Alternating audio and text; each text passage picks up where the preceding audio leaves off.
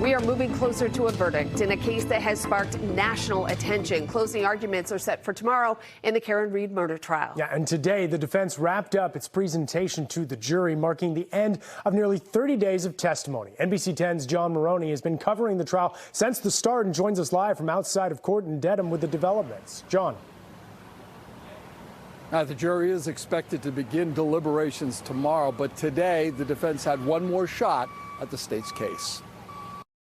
I'll instruct you in the law, and then 12 of you will begin your deliberations sometime tomorrow. Judge Beverly Cannoni telling the jury closing arguments will take place Tuesday, now that testimony in the high-profile Karen Reed murder trial has concluded. You have no idea how good it feels to finally get this thing done. The jury heard from a trio of defense witnesses, including a retired forensic pathologist who says the scratches on John O'Keefe's arm look like they were caused by a dog.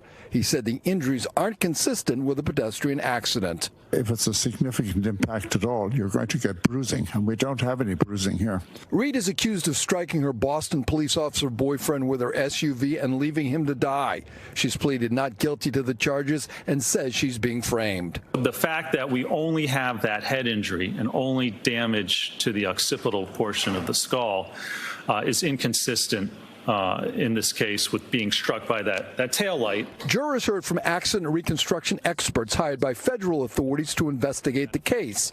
One said O'Keefe's injuries were not typical of a pedestrian crash.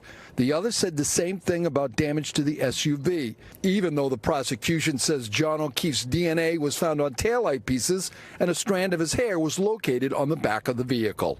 Is the damage to the taillight that you saw consistent with striking a human head?